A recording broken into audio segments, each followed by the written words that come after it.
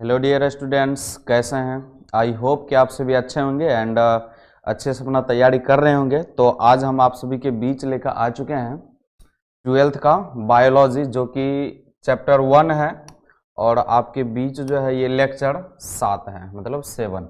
ठीक है, ये आपके बीच लेक्चर 7 लेकर आ चुके हैं। ओके, और चैप्टर का नाम क्या है? जीवों में जनन। ठीक है, लेक्चर 7 लेकर आ चुके हैं और चैप्टर का नाम क्या है? जीवों में जनन। तो रेडी हैं आप सभी? अगर आप सभी रेडी हैं तो एक बार लाइक करें और अपने चैनल को सब्सक्राइब करके शेयर कर दें। ठीक है, शेयर कर दें आप लोग, फिर स्टार्ट करते हैं। शेयर कर दे। ओके, चलिए स्टार्ट किया जाए। इसमें आपको बेहतरीन तरीका से एक एक चीज बताएंगे। ओके, चलिए स्टार्ट करते हैं। और स्टार्ट करने से पहले एक मोटिवेशन हो जाए। वो क्या है, क्या मोटिवेशन है वो देख सकते हैं यहाँ पे। क्या है देख सकते हैं। ठीक है, ये झलकेगा। ठीक है, तो क्या कहा था यहाँ पर? बेशक रास्ते बदलो, ठीक है, पर लक्ष्य नहीं। क्या बोला गया है? बेशक रास्ते बदलो पर लक्ष्य नहीं। आपका लक्ष्य क्या है? अगर मान लिया जाए आपको उस लक्ष्य की प्राप्ति के लिए कुछ प्रॉब्लम हो रहा हो, तो लक्ष्य प्राप्ति वही करना है। आपका टारगेट है 400 450 टॉपर, डिस्ट्रिक्ट टॉपर, कुछ भी करना है तो आपको क्या करना है? लक्ष्य के प्रति पूरा जान जीव लगा देना है। लेकिन आपका लक्ष्य पे फोकस होना चाहिए। रास्ते बदल लो, कोई टेंशन नहीं है, बेशक रास्ते बदलो, पर लक्ष्य नहीं बदलना है कि आपको डिस्ट्रिक्ट टॉपर बनना है या बिहार टॉपर करना है या कुछ भी करना है। ठीक है, इसी कारण क्या बोले हम यहाँ पे? बेशक रास्ते बदलो पर लक्ष्य नहीं है। ओके, चलिए स्टार्ट करते हैं फिर। और आपको पता है कि सेशन स्टार्ट करने से पहले क्या करते हैं? सर्वप्रथम श्री गणेशाय नमः, उसके बाद माता सरस्वती को प्रणाम करके क्या करते हैं? स्टार्ट करते हैं। ओके, चलिए स्टार्ट किया जाए फिर। कर दे स्टार्ट। एक बार लाइक कीजिए पहले। आप लोग लाइक नहीं करते हैं, पढ़ के चले जाते हैं। लाइक कीजिए फटाफट और शेयर कर दीजिए। ठीक है, आज इस चैप्टर का खात्मा करने वाले हैं, खत्म करने वाले हैं। ओके, क्या करने वाले हैं? खत्म।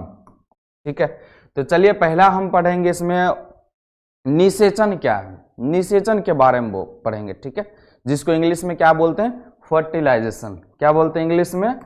फर्टिलाइजेशन। ठीक है, निषेचन के बारे में पढ़ेंगे और इंग्लिश में इससे बोलते हैं फर्टिलाइजेशन। निषेचन क्या है, इनके बारे में चलिए आपको बताते हैं क्या है निषेचन, कैसे होता है। ठीक है, तो देखिए क्या यहाँ सेंसर देख सकते हैं आप। क्या है? रंग कलर दूसरा ले लेते हैं, चलिए लाल। ठीक है, तो नर युग्मक तथा मादा युग्मक के संलयन को क्या कहते हैं? निषेचन कहते हैं। क्या बोलते हैं? निषेचन कहते हैं। अब एक चीज आपको यहाँ पे डाउट होगा, ये संलयन क्या है? पहले से ही बता रहे संलयन क्या होता है। नर युग्मक और मादा युग्मक के संलयन मतलब निषेचन जो होता है उसी को क्या कहते हैं? संलयन की क्रिया को ही क्या कहते हैं? निषेचन कहते हैं। आपको पता है कि नर युग्मक क्या होता है? शुक्राणु, और मादा युग्मक क्या होता है? अंडाणु होता है। ये दोनों के मिलने की क्रिया को ही क्या कहते हैं? निषेचन कहते हैं। क्या कहते हैं? निषेचन कहते हैं। तो अगर आपको पूछा जाए निषेचन क्या है, फर्टिलाइजेशन क्या है, तो आपको क्या बोलना है? नर युग्मक तथा मादा युग्मक के संलयन की क्रिया को ही निषेचन कहते हैं। क्लियर हो गया? चलिए ओके, अब हम देखेंगे निषेचन के प्रकार। निषेचन कितने प्रकार के होते हैं? तो क्या बोलना आपको? निषेचन कितने प्रकार के होते हैं? 2 प्रकार के। How many types of fertilization? कितने प्रकार के? 2 प्रकार। बाह्य निषेचन मतलब एक्सटर्नल, उसके बाद आंतरिक निषेचन इंटरनल, मतलब अंदर में जो निषेचन होता है, इंटरनल एक्सटर्नल। ओके, तो यहां तक क्लियर होगा आपको। ठीक है, how many types of fertilization? Fertilization कितने प्रकार के? 2 प्रकार के। पहला बाह्य निषेचन, दूसरा आंतरिक निषेचन। बाह्य निषेचन का इंग्लिश होता है एक्सटर्नल फर्टिलाइजेशन और आंतरिक निषेचन का इंग्लिश होता है इंटरनल फर्टिलाइजेशन। क्या क्लियर है यहां तक? अगर क्लियर है तो यस टाइप करें आप लोग। क्लियर है तो यस टाइप करें आप लोग। ठीक है, क्लियर है तो यस टाइप करें। चलिए ओके, अब हम यहां पे देखेंगे सबसे पहले क्या देखेंगे? बाह्य निषेचन क्या होता है। बाह्य निषेचन नाम से कुछ पता चल रहा है। बाह्य मतलब बाहर, बाहर में जो निषेचन की क्रिया होता है उसे क्या कहते हैं? बाह्य निषेचन कहते हैं। अब आप लोग कमेंट में एक चीज टाइप कीजिए कि बाहर में कौन कौन से जीव हैं जिनमें कि बाहर में निषेचन की क्रिया होता है। ठीक है, एक्सटर्नल फर्टिलाइजेशन किस में होता है? एक्सटर्नल फर्टिलाइजेशन टाइप कीजिए फर्स्ट में। ठीक है, चलिए अब इसको हम बताते हैं किस किस में होता है। वहां पे आ गया आंसर भी आ गया, कोई दिक्कत नहीं है, आप लोग टाइप भी कर दीजिए। ठीक है, देखिए जब निषेचन की क्रिया मादा शरीर के बाहरी किसी माध्यम में होता हो, जब निषेचन की क्रिया मादा शरीर के बाहरी भाग में होता हो उसे बाह्य निषेचन कहते हैं। उसे क्या कहते हैं? बाह्य निषेचन कहते हैं, मतलब बाहर में निषेचन होता है। ठीक है, तो किस में होता है? मेढक में होता है, मछली में होता है, शैवाल में होता है। ठीक है, किस में होता है? मेढक में, मछली में, शैवाल में, मतलब जिसमें नर शुक्राणु, ठीक है, मादा अंडाणु दोनों निषेचन बाहर में करता हो उसे बाह्य निषेचन कहते हैं। अब ये मेढक में निषेचन कैसे होता है ये भी देखना है ये भी। चलिए ओके, दिखा देते हैं। किस में देखेंगे? सबसे पहले हम मेढक में निषेचन। किस में? मेढक में निषेचन। ओके, चलिए चित्र के साथ दिखाते हैं आपको। किसके साथ देखना है? चित्र के साथ। यहाँ क्या हो गया? रुक गया, अब आ गया। कैसे देखना? चित्र के साथ आपको देखते हैं कैसे होता है मेढक में निषेचन। देखिए, एक होता है, ये जो मेढक है ये क्या है? फीमेल है। ठीक है, और ये क्या है? मेल है। एक क्या होता है? मेल और फीमेल। अब आपको यहाँ पे क्वेश्चन एक और पूछा जाए, कमेंट में आप लोग टाइप कर दीजिए, हम पूछ लेते हैं। मेढक में एक लिंगी है या द्विलिंगी? फटाफट टाइप कीजिए कमेंट बॉक्स में। मेढक जो है एक लिंगी है या द्विलिंगी? पढ़ाए हैं, कमेंट बॉक्स में हम पढ़ेंगे। ठीक है, तो ये क्या, ये कौन सा मेढक है? फीमेल है, और ये क्या है? मेल है। तो आपको यहां से भी पता चल गया मेढक क्या है? एक लिंगी है, क्योंकि नर मादा इसमें अलग अलग होते हैं। लेकिन बाह्य निषेचन होता है इसमें, बाहर में निषेचन की क्रिया होता है। कैसे? देखिए, ये अपना क्या करते हैं? फीमेल, और ये मेल क्या करते हैं? देखिए यहाँ पे इंग्लिश में भी लिख दिए, sperm and eggs are released into water. मतलब ये अपना अंडाणु शुक्राणु कहां पे रिलीज करते हैं? कहां पे निकाल देते हैं? पानी में। मेढक क्या करता है? अपना अंडाणु शुक्राणु, ये शुक्राणु जो है सबसे पहले क्या करेंगे? मेल क्या करता है? अपना शुक्राणु छोड़ देते हैं। ठीक है, और मादा क्या करता है? अपना अंडाणु छोड़ देते हैं। कहां पे? पानी में। कहां पे छोड़ देते हैं? देखिए, पानी में अपना छोड़ देते हैं। और पानी में एक, जहां पे एक जगह है, मान लीजिए यहाँ पे ठीक है, यहाँ पे अंडाणु है। ठीक, यहाँ पे अंडाणु है। ठीक, अब यहाँ पे अंडाणु छोड़ा गया है, बहुत सारे छोड़ना पड़ता है इसमें। बाह्य निषेचन में बहुत युग्मक छोड़ना पड़ता है। ठीक है, अब इधर जो मान लीजिए दूसरी जगह क्या आ गया? दूसरी जगह शुक्राणु आ गया। ठीक है, अगर इसी जगह अंडाणु छोड़ेगा, ठीक है, नर जो मेढक होते हैं, तो इसमें आकर के निषेचन की क्रिया होगी। इसमें आकर के बाहर में ही निषेचन की क्रिया होता है, जिससे बाह्य निषेचन कहते हैं। आई होप कि आपको क्लियर हो गया होगा मेढक में कैसे होता है। पानी में होता है, ये क्या करते हैं? ये जो है शुक्राणु को भी छोड़ देते हैं। कौन? नर मेढक। और मादा मेढक भी क्या करते हैं? यहाँ पे देख सकते हैं, ये क्या है? अंडाणु, इसको छोड़ देते हैं, और दोनों बाहर में ही क्या करते हैं? निषेचन की क्रिया जो करते हैं, इसी को क्या कहते हैं? बाह्य निषेचन कहते हैं। ठीक है, क्लियर हो गया? मेढक में कैसे होता पता चल गया ना? पानी में होता है। अगर मान लिया जाए, ठीक है, यहाँ पे बता रहे हैं, अगर इस साइड जो है अंडाणु को छोड़ दिया, ठीक है, मादा मेढक, और इधर छोड़ दिया किसको? शुक्राणु को। कौन छोड़ेगा? शुक्राणु, नर मेढक। ठीक है, तो अब ये दोनों क्या किया? छोड़ दिया। तो अब देखिए ये दोनों में जो है यहाँ पे क्या होगा? अब इधर छोड़ दिया, अब पानी का धारा, अगर इधर से पानी इधर बह रहा है, तो ये इधर चला जाएगा। किसके पास जाएगा? अंडाशय के पास, और वहां पे जाने के बाद निषेचन कर लेगा। अगर स्थिर है, ठीक है, स्थिर है, नहीं बह रहा है पानी, कहीं कहीं छोड़ दिया, मिला तो ठीक है, नहीं मिला तो वो भी खत्म, तब नहीं निषेचन की क्रिया होगा। इसमें संजोगवश होगा, मिल गया तो हो गया, नहीं मिला तो खत्म है, क्योंकि इसका कोई गारंटी नहीं है निषेचन में। ठीक है, चलिए आगे बढ़ते हैं। अब हम आपको बताते हैं थोड़ा सा, किसमें? मछली में। बताए थे ना, मछली में, शैवाल में भी होता है। अब हम आपको बताएंगे मछली में कैसे निषेचन की क्रिया होता है। ठीक है, किसमें बताएंगे? मछली में। ओके, है ना। एक्सटर्नल फर्टिलाइजेशन मछली में क्या होता है? बाह्य निषेचन होता है। देखिए मछली में कैसे होता है। अब देखिए यहाँ पे ये क्या है? फीमेल है, फीमेल मछली, और यहाँ पे क्या है? मेल मछली है। ये मेल मछली क्या करेंगे? स्पर्म को निकालेंगे। क्या करेंगे? स्पर्म निकालते हैं पानी में ही। और ये फीमेल क्या करेंगे? अपना अंडाशय को पानी में ही छोड़ देंगे। इसको छोड़ने के बाद देखिए यहाँ पे क्या बनता है, अंडा, अंडा बन गया, एग्स, एग्स का निर्माण होता है जिससे क्या बनता है, युग्मनज बनता है। पहले क्या बनेगा, युग्मनज, युग्मनज के बाद क्या बनेगा, यहाँ पे देख सकते हैं क्या बनेगा, एम्ब्रियोजेनेसिस, डेवलपिंग होगा धीरे धीरे, इसमें निषेचन होने के बाद क्या होगा, धीरे धीरे ये अपना एक मछली का रूप होने लगेगा और देख सकते हैं यहाँ पे एक न्यू है ना, न्यू मछली का निर्माण हो जाता है। तो मछली में भी कहाँ होता है, बाह्य निषेचन होता है, कहाँ पे होता है, पानी में होता है। पानी में ही नर मछली क्या करते हैं, अपना शुक्राणु छोड़ देते हैं और मादा मछली क्या करते हैं, अपना अंडाणु छोड़ देते हैं। अगर मिल गया तो निषेचन हो गया, नहीं मिला तो खत्म। लेकिन बहुत सारा आप लोग देखते होंगे छोटा छोटा जो पानी में रहते हैं वो सब मेढक रहते हैं, काला टाइप्स का जो रहता है, एकदम बहुत सारा रहता है। तो आई होप कि आपको क्लियर हो गया मछली में कैसे निषेचन होता है, पानी में ही होता है। और यहां तक कि आपको बता दें कि निषेचन, अब अगर आपको क्लियर हो गया होगा कि बाह्य निषेचन कैसे होता है, सिर्फ आप लोग क्या करते होंगे, पहले रट लेंगे बाहर में जो निषेचन की क्रिया होता है उससे बाह्य निषेचन कहते हैं, कैसे होता है वो भी नहीं देखना है। अभी क्लियर हुआ ना आप लोग को, क्लियर हुआ, ओके वेरी गुड। चलिए अब शैवाल में भी देख सकते हैं, शैवाल में क्या होता है, शैवाल में भी बाह्य निषेचन होता है। कि अगर बहुत लोग शैवाल नहीं देखेंगे आप लोग, ठीक है, देखिए किस प्रकार से शैवाल रहते हैं, पानी में जो है कजली टाइप्स का रहता है, ठीक है, देखिए किस टाइप्स का रहता है। और इसमें भी क्या होते हैं, बाह्य निषेचन होते हैं, बाहर में ही निषेचन की क्रिया होता है ना, मेल फीमेल दोनों अपना अंडाणु उसके बाद शुक्राणु दोनों बाहर में छोड़ देते हैं, बाहर में छोड़ने के बाद दोनों में निषेचन की क्रिया हो जाती है, जिससे क्या कहते हैं, बाह्य निषेचन कहते हैं। क्लियर हो गया। चलिए तो अब हम आपको बताएंगे, थोड़ा सा यहाँ पे देख लीजिए बाह्य निषेचन की हानि।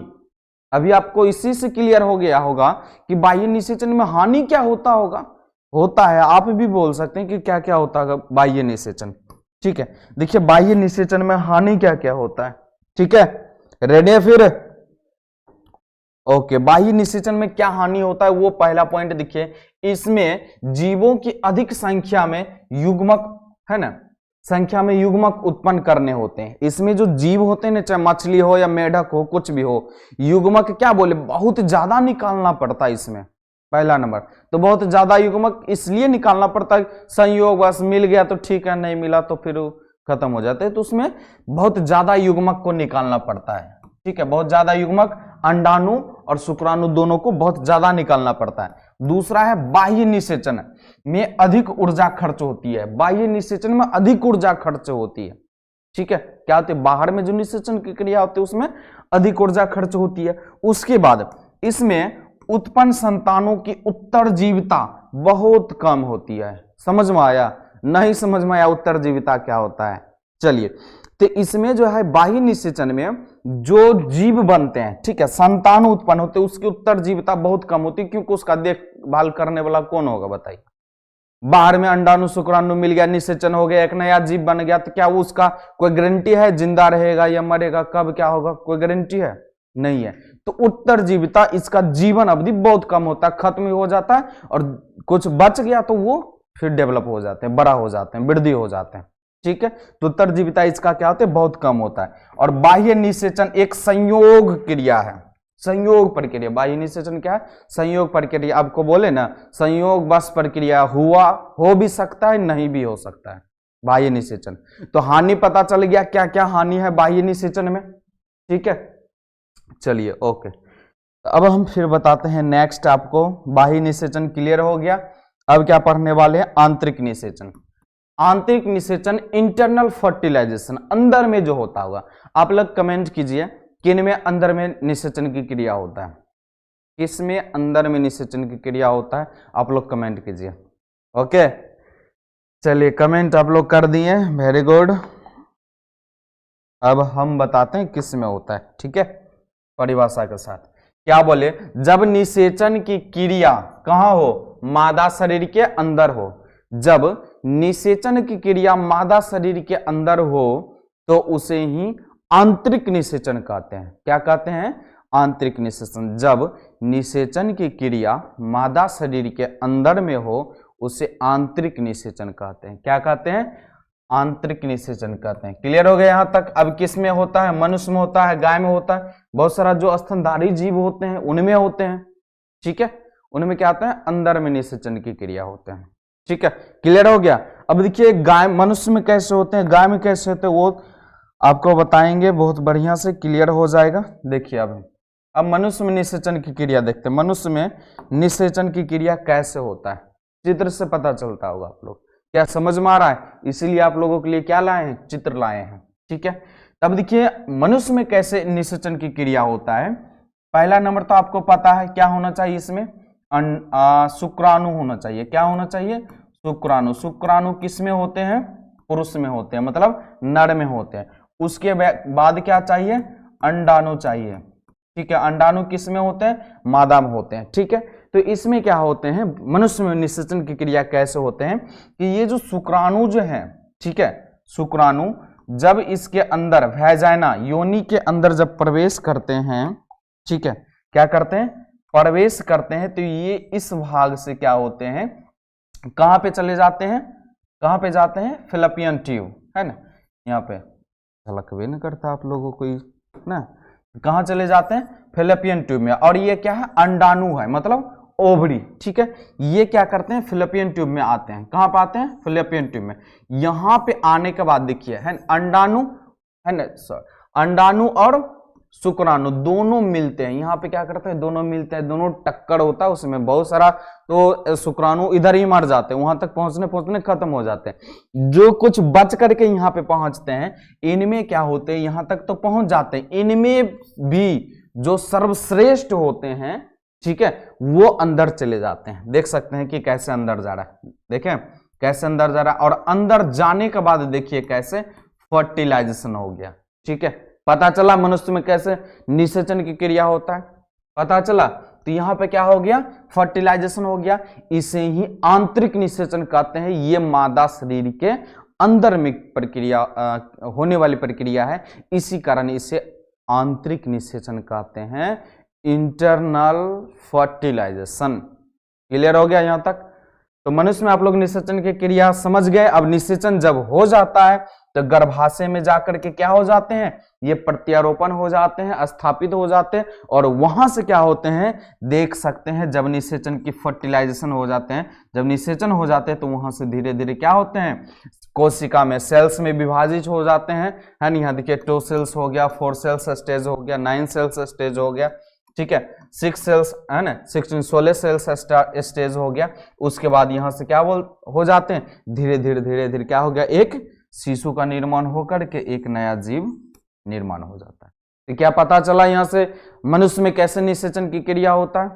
क्लियर हो गया? चलिए, ओके, वेरी गुड। अब क्या देखना, गाय में भी अंदर में ही होता है। ठीक है, गाय में भी अंदर में ही निषेचन की क्रिया होता है, जो कि देख सकते हैं। ठीक है, गाय का देख सकते हैं यहाँ पे कि अंदर में ही गाय में निषेचन की क्रिया होता है। तो क्या निषेचन, अगर निषेचन आंतरिक निषेचन पूछा जाए, ठीक है, तो क्या आपको दिक्कत होगा थोड़ा सा भी? तो अंदर में जो निषेचन की, मतलब मादा शरीर के अंदर में जो निषेचन की क्रिया होता है, उसे ही आंतरिक निषेचन कहते हैं। क्या कहते हैं? उसे आंतरिक निषेचन कहते हैं। क्लियर है? चलिए, ओके। अब अगला देखते हैं कि ये जो आंतरिक निषेचन है, इसका लाभ देखते हैं, इससे फायदा क्या होता है। अब देखिए, इससे फायदा है। बाह्य निषेचन में तो घटा था, क्या घटा था? फायदा मतलब हानि था। ठीक है, हानि क्या था? उसमें अधिक ऊर्जा, अधिक युग्मक उत्पन्न करना पड़ता था, अधिक ऊर्जा भी लगता था, और उसमें संयोग क्रिया हो भी सकता है, नहीं भी हो सकता, ऐसा प्रॉब्लम था। लेकिन इसमें क्या होता है? इसमें जीवों को कम युग्मक उत्पन्न करना पड़ता है, कम, है ना, कम युग्मक उत्पन्न करना पड़ता है। उसके बाद क्या आता है? इसमें कम ऊर्जा खर्च होता है, इसमें ऊर्जा भी बहुत कम खत्म होता है। ठीक है, और इसमें युग्मकों का संलयन की संभावना अधिक होती है, मतलब इनमें युग्मकों के निषेचन की संभावना बहुत अधिक होती है। ठीक है, क्या होती है? बहुत अधिक होती है। ठीक है, और इसमें उत्पन्न संतानों की उत्तरजीविता बहुत कम होती है। यहां पे क्या हो जाएगा? अधिक हो जाएगा। एक मिनट, यहां पे अधिक हो जाएगा, बहुत अधिक हो जाएगा। ठीक है, क्या हो जाएगा? यहां पे अधिक हो जाएगा। ठीक है, यहाँ पे एक मिस्टेक हो गया था। तो इसमें उत्पन्न संतानों की उत्तरजीविता क्या होती है? बहुत अधिक होती है। ठीक है, यहाँ पे संभावना, यहाँ उत्तरजीविता, जीवित रहने, क्योंकि जब निषेचन हो जाएगा तो धीरे धीरे क्या हो जाते हैं, उनका पालन पोषण अंदर में ही होना स्टार्ट हो जाता है। जब अंदर में स्टार्ट होना होता है तो 9 महीना 10 दिन के बाद उसका जब एक शिशु का निर्माण में रह करके जब वो उस 9 दिन के बाद बाहर निकलते हैं तो फिर उसका माता पिता उसका देखभाल करते हैं, तो इसकी उत्तरजीविता बहुत अधिक होती है। ठीक है, तो यहाँ पे कम लिखा गया था, बहुत क्या होती है, अधिक होती है। क्लियर यहाँ पे? चलिए ओके, आगे बढ़ते हैं। फिर अब हम देखेंगे अनिषेक जनन क्या है। अनिषेक जनन मतलब समझें, बिना निषेचन के ही जन्म लेना, बिना निषेचन के ही संतान उत्पन्न होना, अब बिना निषेचन के ही फल बनने की क्रिया को क्या कहते हैं, अनिषेक जनन कहते हैं। समझें? तो अनिषेक जनन, इसमें आप लोग डबल स्टार लगा लीजिए, ये पूछा जाता है। ठीक है, ये क्या होता है, पूछा जाता है, और डबल स्टार लगा लीजिए, ये क्वेश्चन आपके एग्जाम में पूछा जाता है तो छोड़ना नहीं है। ओके, चलिए आइए इसको समझते हैं क्या है। क्या बोले, जब मादा द्वारा, है ना, जब मादा द्वारा बिना निषेचन या नर युग्मन के जब मादा द्वारा बिना निषेचन के या तो बिना नर युग्मक के, मतलब बिना शुक्राणु के, ठीक है, बिना शुक्राणु के नए जीव उत्पन्न करना क्या कहलाता है, अनिषेक जनन कहलाता है। आप ऐसे भी बोल सकते हैं बिना शुक्राणु के या बिना स्पर्म के नए जीव उत्पन्न करना क्या कहलाता है, अनिषेक जनन कहलाता है। ये पूछा जाता है, डबल स्टार लगा लीजिए। और अनिषेक जनन के उदाहरण में देखिए किस में होता है, मधुमक्खी में भी बिना निषेचन की क्रिया होता है। ठीक है, अब टर्की पक्षी हो गया, रोटी फॉर्स हो गया, और अमेरिकन छिपकली जो होती है उनमें भी बिना निषेचन के द्वारा ही एक नया जीव उत्पन्न हो जाता है। देखना है क्या होता है ये टर्की पक्षी, सब देखना है। ओके, अब ये देखिए मधुमक्खी तो आप लोग देखी ही है, मधुमक्खी क्या होता है, और ये टर्की पक्षी है जो कि बिना निषेचन के ही एक नया संतान उत्पन्न करने की क्षमता रखता है। और ये अमेरिकी क्या है, अमेरिका वाला छिपकली है। क्या है, अमेरिकी छिपकली है। क्लियर हो गया यहाँ तक आप लोगों को? तो अगर पूछा जाए अनिषेक जनन क्या है, मादा के शरीर में, ठीक है, क्या कैसे बोलना आपको, अनिषेक जनन क्या है, बिना नर शुक्राणु के ही, ऐसे बोल सकते हैं, बिना नर शुक्राणु के जीवों को उत्पन्न होने की प्रक्रिया को क्या कहते हैं, अनिषेक जनन कहते हैं। क्या कहते हैं, अनिषेक जनन कहते हैं। क्या क्लियर हो गया यहाँ तक? आप लोग इसमें क्या करना है, डबल स्टार लगा लेना है। अब हम यहाँ पे देखेंगे मधुमक्खी में अनिषेक जनन। किस में देखेंगे, मधुमक्खी में अनिषेक जनन देखना है, कैसे होता है मधुमक्खी में अनिषेक जनन।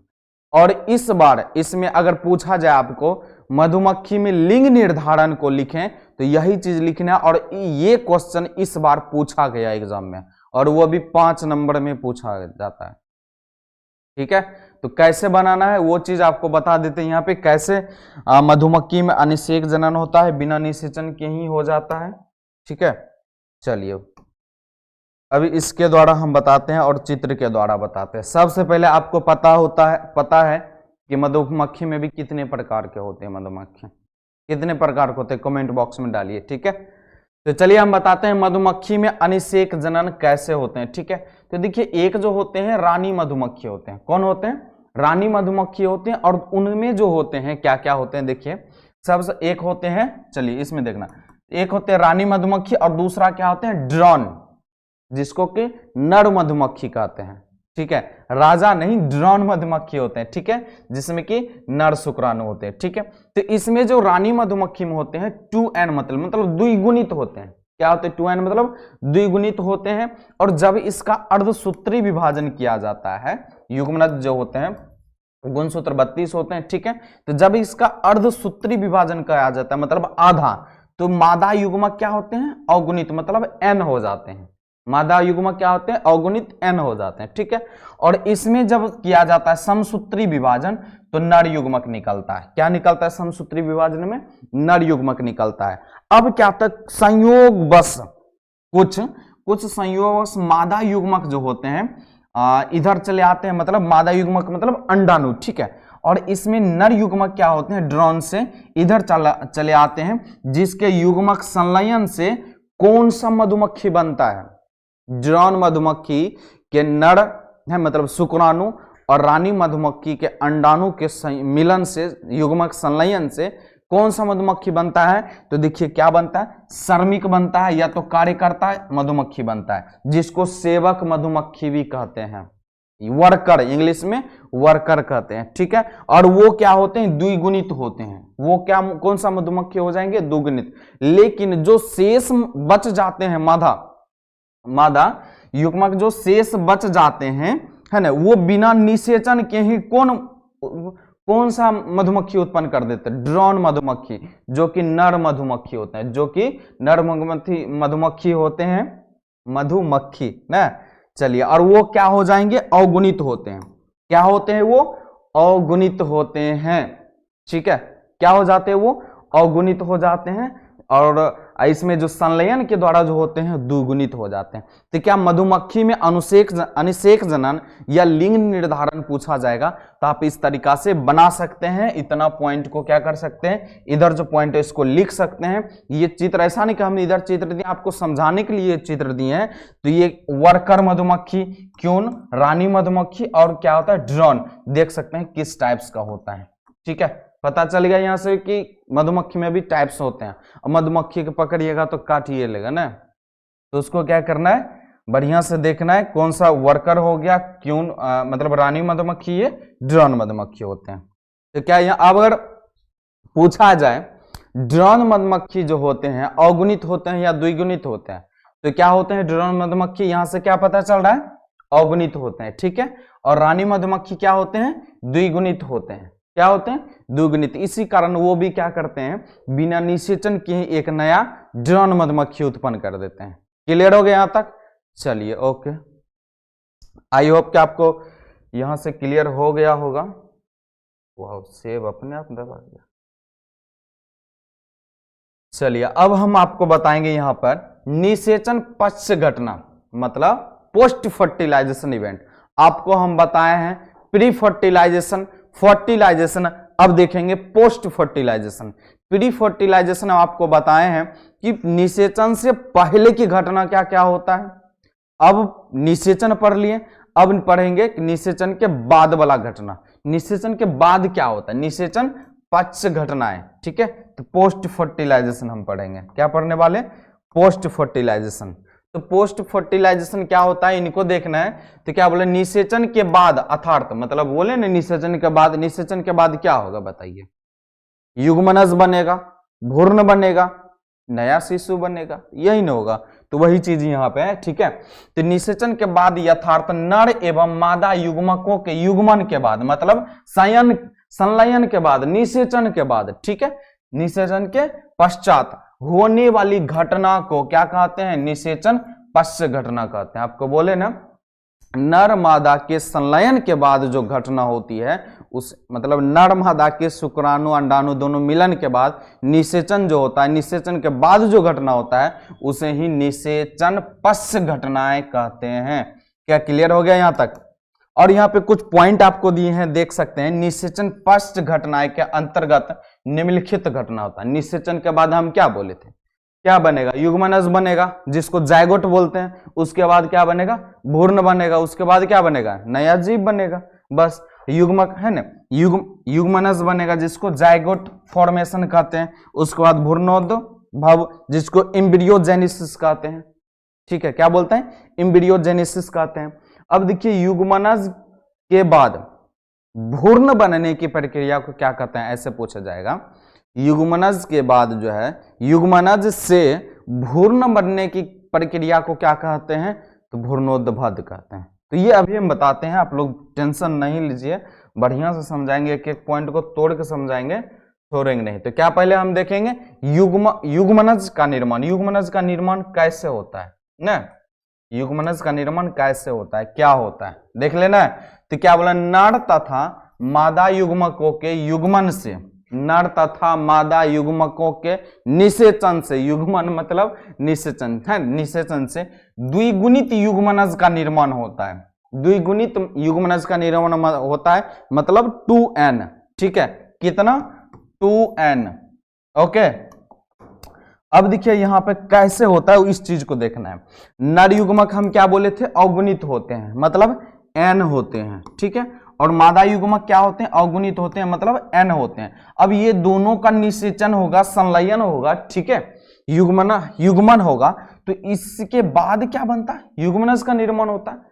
नर युग्मक मादा युग्मक दोनों मिलकर के युग्मनज बनता है। निषेचन करने के बाद क्या बनता है, युग्मनज, जिससे इंग्लिश में क्या कहते हैं, जायगोट कहते हैं। और ये बताइए जब n और n प्लस होगा तो क्या हो जाएगा, यहाँ पे 2n हो जाएगा, क्या हो जाएगा, 2n हो जाएगा, मतलब द्विगुणित हो जाएगा। क्या हो जाएगा, द्विगुणित हो जाएगा। क्या यहां तक क्लियर हुआ, युग्मनज का निर्माण क्लियर हुआ। कैसे बोलना आपको, यहां से देख लीजिए, नर तथा मादा युग्मकों के युग्मन से द्विगुणित युग्मनज का निर्माण होता है, जिसे युग्मनज का निर्माण कहते हैं। और नर युग्मक मादा युग्मक अगुणित अगुणित दोनों युग्मन जब क्या करते हैं, संलयन करते हैं तो युग्मनज बनता है, मतलब द्विगुणित होता है, जायगोट होता है। क्या बोले, इसका इंग्लिश जायगोट होता है, और वो द्विगुणित हो जाते हैं, 2n। क्या क्लियर हुआ आपको, ओके वेरी गुड। क्लियर हो गया तो आप लोग कमेंट बॉक्स में डालते रहिए एकदम, और ऐसा नहीं कि सिर्फ देखना है, लाइक करना नहीं भूलना है, ठीक है। तो अब कुछ नोट में पॉइंट दिए हैं, ये याद रखने के लिए है, और ये क्या पॉइंट है, इससे आपका ऑब्जेक्टिव बनेगा, ठीक है। और ये पूछा जाता है, छोड़ना नहीं है। क्या बोले, देखिए, उच्च श्रेणी के जीवों में युग्मनज में परिवर्तन से भ्रूण और नए जीव बनते हैं। जो भी उच्च श्रेणी के जीव होते हैं उसमें युग्मनज के परिवर्तन से, जब युग्मनज डेवलपमेंट है ना, से क्या बनते हैं, भ्रूण बनते हैं। उसके बाद क्या बन जाते हैं, एक नया जीव बन जाते हैं। क्या बन जाते हैं, एक नया जीव बन जाते हैं। क्या क्लियर हुआ, ओके।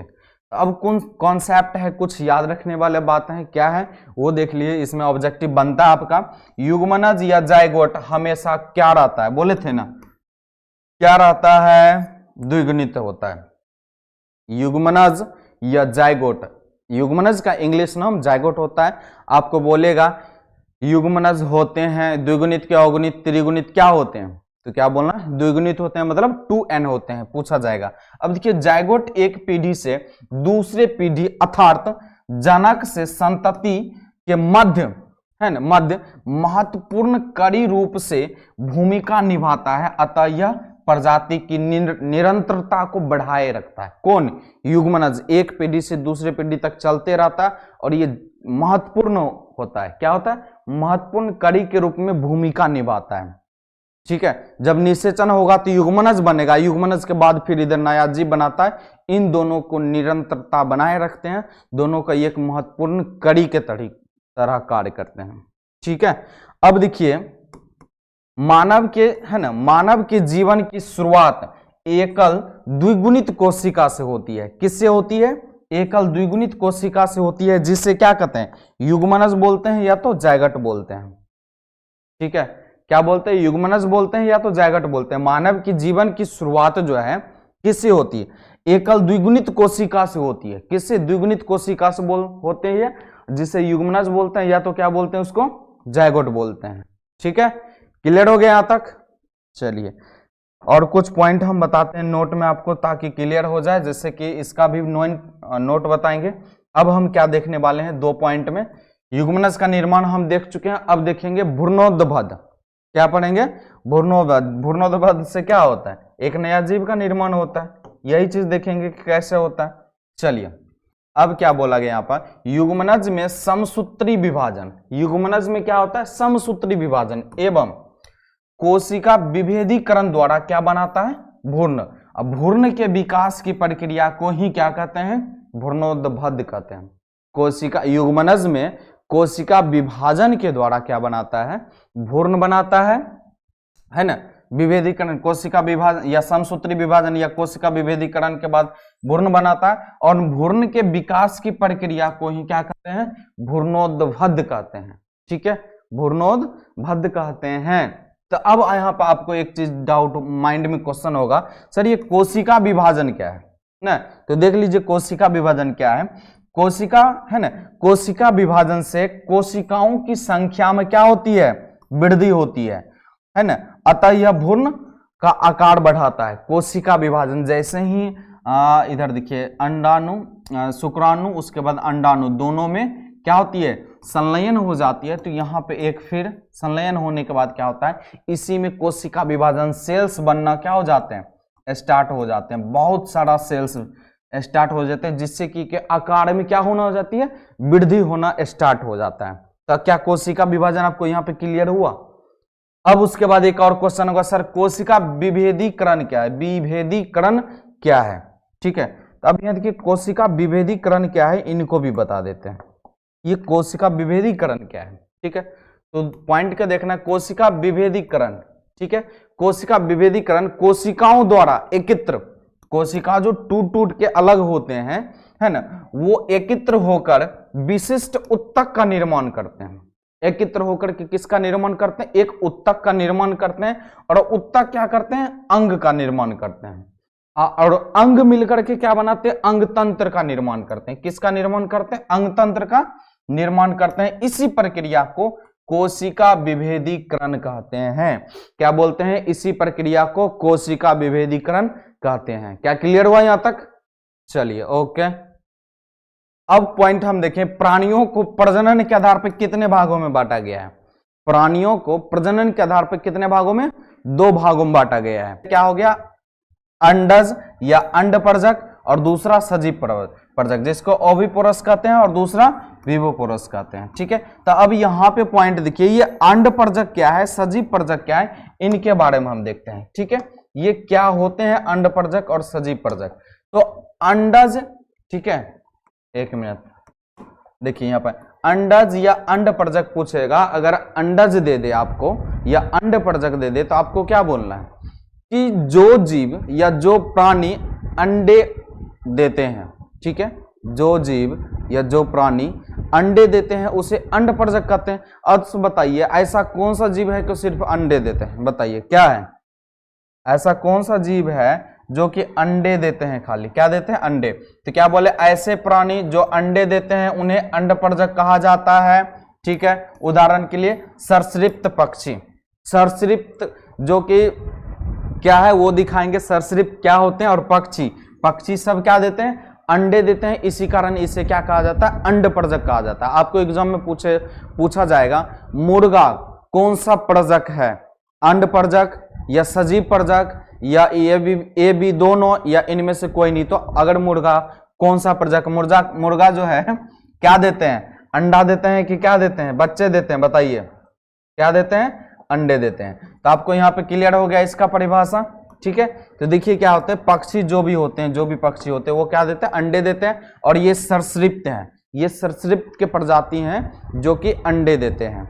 तो आई होप कि आपको क्लियर हो गया होगा। अगर पूछा जाए अंडपर्जक क्या है तो आपको बोलना है जो प्राणी अंडे देते हैं उसे अंडपर्जक कहते हैं। ये थोड़ा इंपॉर्टेंट क्वेश्चन है, ऑब्जेक्टिव यहां से आपको पूछा जाएगा। ठीक है, क्लियर है यहां तक? चलिए ओके, यहाँ VI लगा देना है। ठीक है, तो अब देखिए ये सजीव पर्जक क्या है, सजीव पर्जक क्या होते हैं, जो जीव बच्चे देते हैं, मतलब जो प्राणी बच्चे देते हैं उसे सजीव पर्जक कहते हैं। तो ऐसे प्राणी जो बच्चे उत्पन्न करते हैं उन्हें सजीव पर्जक कहा जाता है। अब बताइए बच्चे उत्पन्न कौन करते हैं, सभी स्तनधारी, स्तनधारी जो जीव होते हैं सभी क्या करते हैं, बच्चे उत्पन्न करते हैं। जैसे कि क्या हो गया, गाय हो गया, मनुष्य हो गया, ये सभी क्या करते हैं, चिंपैंजी हो गया, बंदर हो गया, ये सब क्या करते हैं, बच्चे उत्पन्न करते हैं। अगर इस तरीका से दिया जाए सजीव पर्जक निम्न में से कौन है, तो जो जीव बच्चे उत्पन्न करते हैं उसे सजीव पर्जक कहते हैं, और जो जीव अंडे उत्पन्न करते हैं उसे अंडपर्जक कहते हैं। क्या क्लियर हो गया? ऑब्जेक्टिव आपके एग्जाम में यहां से पूछा जाता है, इसी कारण आपको यहाँ पे क्या किया, हम बता दिए। अब देखिए ये क्या है, यहां से भी एक क्वेश्चन आता है आपको, इसी कारण ये बताना हम अर्जेंट चाहें। उसके बाद देखिए ये क्या होता है, ये आपके दूसरा चैप्टर में भी है, पुष्पी पादपों में जब लैंगिक जनन बताएंगे वहां से भी होता है। ठीक है, देखिए कुछ फलों की किस्में में बीज तथा संरक्षी फल भित्ति दिखाया गया है। ठीक है, संरक्षी फल भित्ति। अब ये एस क्या है, आई होप ये आपको क्लियर नहीं हुआ होगा, नहीं हुआ। चलिए ये एस क्या है आपको बताते हैं, एस मतलब क्या होता है। ठीक है, इसके बारे में और डिटेल से हम आगे तुरंत अभी बताएंगे। ये एस मतलब जो होता है सीड, SEED, सीड, सीड मतलब क्या होता है, बीज हो जाता है। ठीक है, और ये जो भाग है ये क्या है, बीज है, और ये इसके बाहर वाले जो भाग हैं ये कौन सा भाग है, बाहर वाले जो भाग है इसको क्या कहते हैं, पी से डोनेट इसलिए कहा जाता है पेरिकार्प। क्या है, पेरिकार्प। और इसका हिंदी क्या हो जाता है, फल भित्ति। क्या हो गया, फल भित्ति इसको कहते हैं। क्या कहते हैं, फल भित्ति, जो कि देख सकते हैं इसी कारण पेरिकार्प को पी से और सीड्स जो अंदर वाले होते हैं उसको बीज मतलब सीड्स से दर्शाया गया है। तो थोड़ा सा इसको और डिटेल्स में जानने के लिए हम क्या करेंगे, यहाँ पे पॉइंट में देखेंगे। ठीक है, तो देखिए कोई भी पादप जो होते हैं उनमें पादप में जैसे कि एंजियोस्पर्म, जिम्नोस्पर्म आप लोगों को बताएं तो उसी में होते हैं। तो वो पादप क्या करते हैं, सबसे पहले क्या बनाते हैं, क्या बनाता है, आवर्तबीजी पादप, जो कि एंजियोस्पर्म उच्च श्रेणी के जो होते हैं। तो उस वो जब होते हैं आवर्तबीजी होते हैं और उनमें क्या होता है, निषेचन के बाद उनमें निषेचन होते हैं। और निषेचन के बाद क्या होते हैं उस चीज को देखिए, और यहां से आपके एग्जाम में ऑब्जेक्टिव पूछा जाता है, छोड़ना नहीं है। ठीक है, यहां से आपके एग्जाम में ऑब्जेक्टिव पूछा जाता है। देखिए कैसे पूछा जाएगा, निषेचित अंडाशय से फल का निर्माण होता है। निषेचित अंडाशय से फल का निर्माण होता है। आपके एग्जाम में पूछेगा फल का निर्माण किससे होता है, ऑप्शन में दे देगा बहुत सारा, तो आपको याद रखना अंडाशय से फल का निर्माण होता है। किससे होता है, अंडाशय से फल का निर्माण होता है। ठीक है, उसके बाद यहाँ पे दूसरा पॉइंट है, अंडाशय की भित्ति फल भित्ति कहलाती है। अगर पूछा जाए आपको, आप यहाँ पे बताए ना मटर जैसे है, ये मटर के बहरी जो होता है जिसको छिलका बोलते हैं, अपना क्या बोलते हैं, छिलका बोलते हैं, इसको क्या कहते हैं, फल भित्ति कहते हैं। क्या कहते हैं, फल भित्ति कहते हैं। बाहरी परत जो होते हैं फल भित्ति, मतलब अंडाशय के है ना बाहरी वाला जो भित्ति होता है उसको फल भित्ति कहते हैं। क्या कहते हैं, फल भित्ति।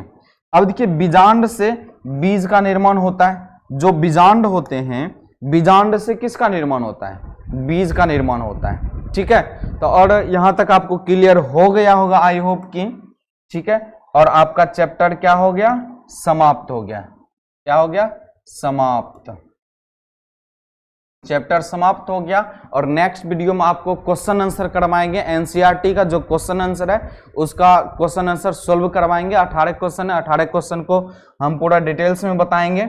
ठीक है, और पूरा वीडियो आप लोग देख लीजिए, इसके बाद एग्जाम भी होगा। और जो नहीं देखे हैं पूरा प्लेलिस्ट डिस्क्रिप्शन में लिंक है, जाकर के अपना पूरा देख लीजिए एक एक पॉइंट को। और लाइव क्लास में आपको जो है ऑब्जेक्टिव का लमसम 50 प्लस लेकर आएंगे, 150 निकालने हैं लेकिन 50 प्लस लेकर आएंगे और ऑब्जेक्टिव टेस्ट देना है लाइव में। ठीक है, और जो भी सुशिव क्लासेस को सब्सक्राइब नहीं किए हैं, जल्द से जल्द सुशिव साइंस क्लासेस को क्या कर ले, आप लोग सब्सक्राइब कर लें। क्या कर लें, सब्सक्राइब कर लें, ताकि आप लोगों के एक एक पॉइंट नोटिफिकेशन मिलता रहे। तो देखिए आप लोग बहुत सारा बच्चे यहाँ पे पढ़ रहे हैं, लेकिन इससे भी बेहतरीन तरीका से नोट्स चाहिए, पीडीएफ कंटेंट चाहिए, हैंड रिटन नोट्स चाहिए, पीडीएफ फाइनल चाहिए। तो आपको सबसे पहले क्या करना पड़ेगा, सुशिव क्लासेस का एक एप्लीकेशन है, प्ले स्टोर से जाकर के डाउनलोड कर लीजिए।